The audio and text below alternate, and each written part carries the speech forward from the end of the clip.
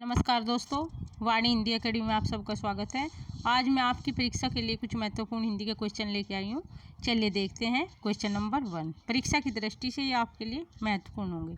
Question number 1, Hindi वर्णमाला में अयोगवाह वर्ण कौन कौन से हैं? ए विकल्प ए और आ, बी ई और ई, सी उ और उ, ए और आ। इसमें डी विकल्प सही होगा। अयोगवाह वर्ण है अनुस्वार और विसर्ग। अनुस्वार और विसर्ग दोनों अयोगवाह हैं। अगला क्वेश्चन देखिए, शेष ध्वनि किसके अंतर्गत आती है? मूल स्वर, बी घोष वर्ण, सी संयुक्त वर्ण और डी तालव्य वर्ण। इसमें सी विकल्प सही होगा, क्योंकि अक्षत्रिय ध्वनि कै और हलंत लगेगा कै के नीचे और प्लस शय पेट पटे शय को मिलके बनेगी अक्षत्रिय। क्षत्रिय वाली ध्वनि कै और शय को मिलके बनेगी, तो ये संयुक्त वर्ण कहेगा। दो वर्णों को मिल के योग से बनने वाले वर्ण को संयुक्त वर्ण कहते हैं।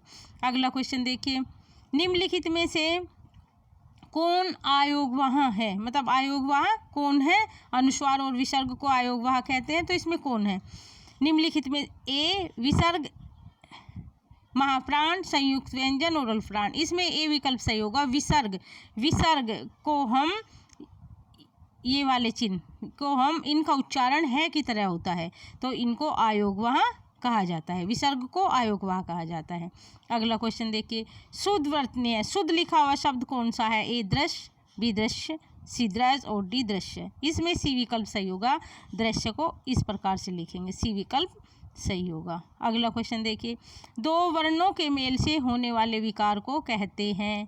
दो वर्ण, जिसमें दो वर्णों के होने वाले विकार को कहते हैं ए समास, बी संधि, सी प्रत्यय और डी उपसर्ग। इसमें बी विकल्प सही होगा, उसे संधि कहते हैं। दो वर्णों के मेल से होने वाले विकार को संधि कहते हैं। अगला क्वेश्चन, स्वागत में प्रयुक्त संधि है। स्वागत में कौन सी संधि है? व्यंजन संधि, बी यण संधि, सी दीर्घ संधि और डी वृद्धि संधि। इसमें बी विकल्प सही होगा, यण संधि होगी।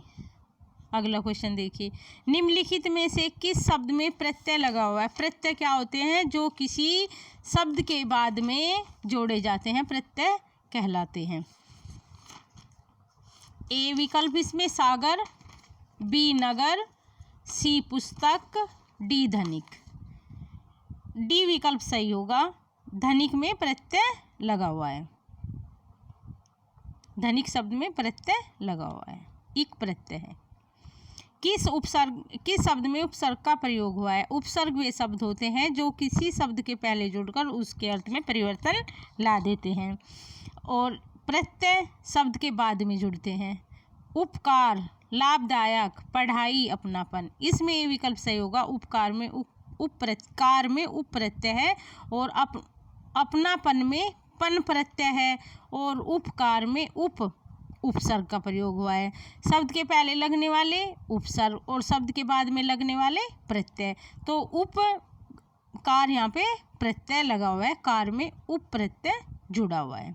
अगला क्वेश्चन देखिए, दो अथवा दो से अधिक शब्दों से मिलकर बने हुए नए सार्थक शब्द को क्या कहते हैं? दो अथवा दो से अधिक शब्द, वर्ण नहीं शब्द, को मिलकर बने हुए नए सार्थक शब्द को क्या कहते हैं? संधि, संधि वर्णों में होती है। बी समास, सी अवयव और डी छंद। बी विकल्प सही होगा। दो अथवा दो से अधिक शब्दों के योग से बनने वाले सार्थक शब्द को समास कहते हैं। अगला क्वेश्चन देखिए, समास का शाब्दिक अर्थ क्या है? समास का शाब्दिक अर्थ क्या है? संक्षेप, विस्तार, विग्रह, विच्छेद। ए विकल्प सही होगा। समास का शाब्दिक अर्थ है संक्षेप, छोटा करना। जैसे राजा का पुत्र, राजा का पुत्र में हम समास करेंगे राजपुत्र, अगर उसको विग्रह करेंगे तो राजा का पुत्र होगा, तो इसमें छोटा संक्षेप शाब्दिक अर्थ होगा समास का। अगला क्वेश्चन देखिए, 10 मुख में कौन सा समास है? ए क्रमधारय, बी बहुरी, सी तत्पुरुष, डी द्विगु। बी विकल्प सही होगा। 10 है मुख जिसके 10 मुख रावण, बहुवीरी समास होगा। संस्कृत के ऐसे शब्द जिन्हें हम ज्यों का त्यों प्रयोग में लाते हैं कहलाते हैं। संस्कृत के वे शब्द जो हमने संस्कृत से उठा के अपनी हिंदी में रख लिए हैं वे शब्द क्या कहलाते हैं? तद्भव, तत्सम, देशज और विदेशज। इसमें बी विकल्प सही होगा, वे शब्द तत्सम कहलाते हैं। तत्सम वे शब्द हैं जो हमारी हिंदी में संस्कृत के प्रयोग किए जाते हैं। तद्भव वे शब्द हैं, तद्भव माने उसके जैसा, जो संस्कृत से विकृत कुछ अदल बदल के प्रयोग किए जाते हैं, तद्भव अपना। देशज जिनकी उत्पत्ति मतलब सामान्य बोलचाल की भाषा से भी भाषा में शामिल हो जाते हैं। विदेशज शब्द वे हैं जो अन्य भाषाओं के, विदेशी भाषाओं के, अरबी, फारसी, अंग्रेजी, इन भाषाओं के शब्द हमारी हिंदी में प्रयोग होते हैं, विदेशज शब्द कहलाते हैं। अगला क्वेश्चन देखिए, उत्पत्ति के आधार पर शब्द के कितने भेद हैं? A 3, B 4, C 5 और D 6। उत्पत्ति के आधार पर शब्द के 4 भेद हैं, बी विकल्प सही होगा 4।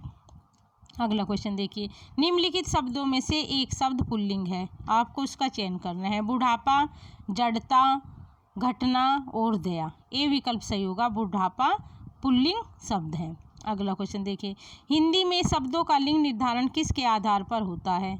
ए संज्ञा, बी सर्वनाम, सी क्रिया और डी प्रत्यय। इसमें ए विकल्प सही होगा, संज्ञा के आधार पर लिंग निर्धारण होता है। अगला क्वेश्चन, अर्थ के विचार से संज्ञा कितने प्रकार की होती है? कितने प्रकार होते हैं संज्ञा के? ए 4, बी 5, सी 6 और डी 7। इसमें बी विकल्प सही होगा, 5 प्रकार।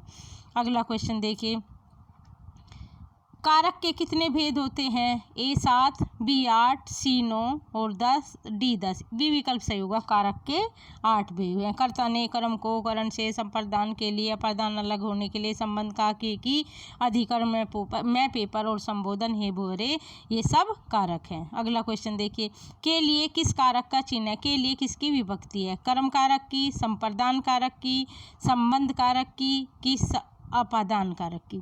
इसमें बी विकल्प होगा, संप्रदान के लिए की विभक्ति है। अगला क्वेश्चन देखिए, वह घर से बाहर गया कौन सा कारक है? घर से बाहर मतलब से अलग होने, अलगाव की स्थिति कौन से कारक में होती है? कर्ता ने कर्म को करण से, अपादान, इसमें डी विकल्प होगा, से अलग। वह घर से बाहर गया, पेड़ से पत्ता टूटा, अलग हुआ, ये सब अपादान के विभक्ति है।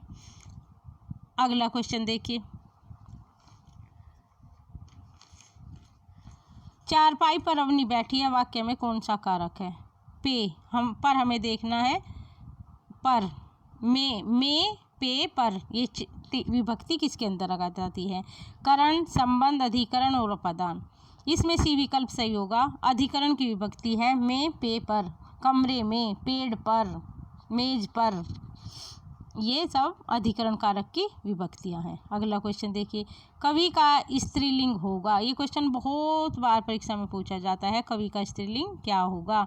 इस कवियत्री, कवित्री और कवयित्री, इसमें सी विकल्प सही होगा, कवियत्री। वह घोड़ा अच्छा है, वाक्य में यह क्या है? वाक्य में यह क्या है? यह घोड़ा अच्छा है, संज्ञा है, सर्वनाम है, विशेषण है, सर्वनामिक विशेषण है। क्या होगा? इसमें सर्वनाम होगा, यह घोड़ा अच्छा है। अगला क्वेश्चन देखिए, इसमें गुणवाचक विशेषण है, गुणवाचक विशेषण कौन सा है? चौगना, नया, तीन, कुछ। इसमें बी विकल्प सही होगा, नया कोट, नई पुस्तक गुणवाचक विशेषण है। चौगना, दुगना, उसकी 3 संख्या, कुछ, ये सब इसमें बी विकल्प सही होगा, गुणवाचक विशेषण है नया। रचना की दृष्टि क्रिया के कितने भेद हैं? ए 2, बी 4, सी 3 और डी 5। इसमें बी विकल्प सही होगा, रचना की दृष्टि से क्रिया के 2 भेद हैं, सकर्मक और अकर्मक। क्रिया का मूल रूप कहलाता है, क्रिया का मूल रूप क्या कहलाता है? ए धातु, बी कारक, सी क्रिया विशेषण, डी इनमें से कोई नहीं। बी ए विकल्प सही होगा, क्रिया का मूल रूप धातु कहलाता है। अविकारी शब्द होता है, संज्ञा, सर्वनाम, विशेषण और अवयव। इसमें डी विकल्प सही होगा, अवयव का मतलब जिससे हम कुछ खर्च नहीं कर सकते, उसमें हम कुछ लगा नहीं सकते, बढ़ा नहीं सकते, अविकारी शब्द होंगे। अब यह जितने भी अवयव शब्द हैं सभी अविकारी होंगे। शत्रु का पर्यायवाची शब्द है सहचर, अरि, मनुज और सखा। इसमें बी विकल्प सही होगा, शत्रु का पर्यायवाची शब्द अरि होगा। अगला क्वेश्चन, अनिल का पर्यायवाची है चक्रवात, पावस, पवन, अनल। सी विकल्प सही होगा, अनल हवा। हवा पवन हवा का पर्यायवाची है। अगला क्वेश्चन, मौन का विलोम शब्द है। मौन, ए मुखर, बी मौखिक, सी मयंक और डी विकार। इसमें ए विकल्प सही होगा, मुखर। नीरस का विलोम शब्द है। नीरस, जिसमें रस नहीं है। रसीला, सरस, विरस और अरस। इसमें बी विकल्प सही होगा, सैरस, रस के साथ। नीरस रस के बिना और सैरस माने रस के साथ। अगला क्वेश्चन देखिए, जिसे बुलाया न गया हो। जिसे बुलाया न गया हो। ए अनाहुत, बी अनबोला, सी अतिथि और डी अभ्यागत। इसमें ये विकल्प सही होगा, अनाहुत, जिसे बुलाया ना गया हो। अतिथि, जिसके आने की तिथि ना पता हो। अनबोला, जो बोलता ना हो, जिसे बोला ना गया हो। अनाहुत, जिसे बुलाया ना गया हो। अगला क्वेश्चन देखिए, आँख की किरकिरी होने का अर्थ है अप्रिय लगना, धोखा देना, तेवर बदलना और बहुत प्रिय होना। इसमें ये विकल्प सही होगा, आँख की किरकिरी होना, अप्रिय लगना, अच्छा न लगना। पोबारह होने का अर्थ है दाव हारना, कार्य सिद्ध होना, लाभ ही लाभ होना, सुबह हो जाना। सी विकल्प सही होगा, लाभ ही लाभ होने से तो पोबारह हो गया, चारों तरफ लाभ ही लाभ हो गया। आधा तीतर आधा बटेर का अर्थ है दो रंग का होना, दोगला होना, बेमेल स्थिति और डी बीच का होना। इसमें सी विकल्प सही होगा, बेमेल होना, बेमेल स्थिति। आधा तीतर आधा बटेर, बेमेल होना। अगला क्वेश्चन देखिए, चमड़ी जाए पर दमड़ी न जाए का अर्थ है। चमड़ी जाए पर दमड़ी न जाए का अर्थ है पैसा ही माँ बाप होना, अत्यधिक कंजूस होना, मक्खी चूस होना, मर जाए पर पैसा, अत्यधिक कंजूस होना, अत्यधिक कंजूस होना। बी विकल्प सही हो।